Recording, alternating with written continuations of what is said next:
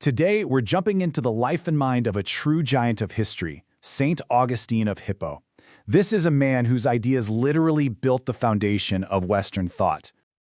You've probably heard this quote before. It's from his famous book, The Confessions, and it just gets at something so fundamentally human, doesn't it? That feeling of searching, of always wanting something more. This one line is really the key to understanding the man himself. So that's the big question, right? How does this guy, this restless soul and intellectual wanderer, become a saint and a doctor of the church whose ideas are still shaping our world almost 1,600 years later? Well, that's the journey we're about to take. To really get Augustine's answers, you have to first understand his questions and his conflicts. His early life, well, it was a real whirlwind of intellectual and moral struggle. Okay, so picture this. He's born in North Africa, and right from the start, he's pulled in two directions. You've got his mom, Monica, who was this incredibly devout Christian, but then his dad, Patricius, was a pagan. So even though he got a Christian education, his brilliant mind just had to go looking for answers elsewhere. He even spent about 9 years with the Manichaeans, a sect that saw the entire universe as this epic battle between pure good and pure evil. The main thing to get here is that Augustine wasn't born with a halo and all the answers. Not at all. He was a seeker. His journey was messy, it was complicated, and it was fueled by this intense desire to find a truth that could finally satisfy both his powerful intellect and his searching spirit.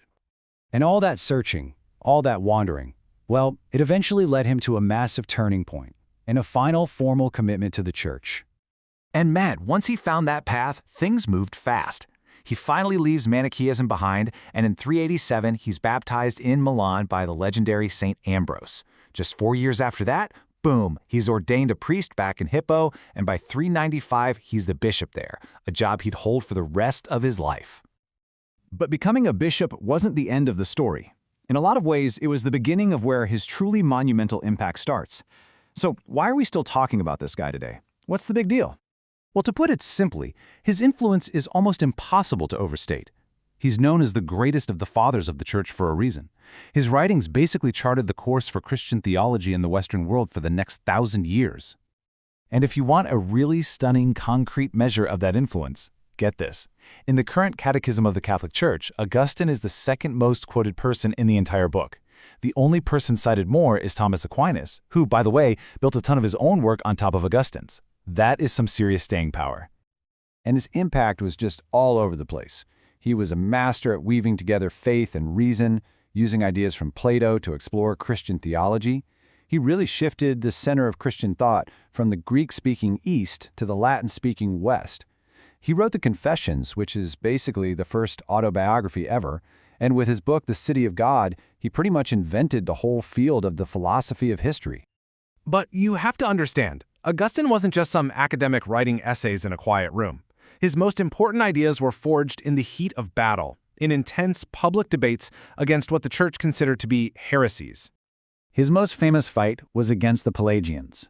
They basically argued that you could be a good person and get to heaven through your own willpower, that you didn't really need God's help. Augustine came back hard, arguing for the doctrine of original sin. He said that our human will is wounded and that God's grace isn't just a nice little boost. It is absolutely necessary for salvation. And guess what? Augustine's view won. It became the bedrock of church teaching.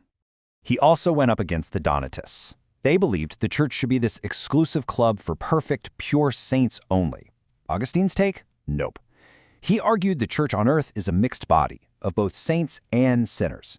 And he established a crucial principle, that a sacrament like baptism gets its power from Christ himself, not from how holy or sinful the priest is. This made sure the church would always be a hospital for sinners, not just a museum for saints. And it was for that huge victory against the Pelagians, for his powerful defense of the absolute necessity of God's grace, that he earned his most famous title, the Doctor of Grace. It just perfectly sums up his biggest contribution to theology.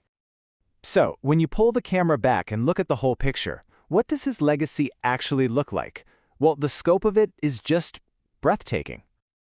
I mean, just look at this list. He defined the doctrine of grace. He created a whole new theology of history. He wrote one of the most important books ever on the Trinity. He clarified exactly what sacraments are and what they do.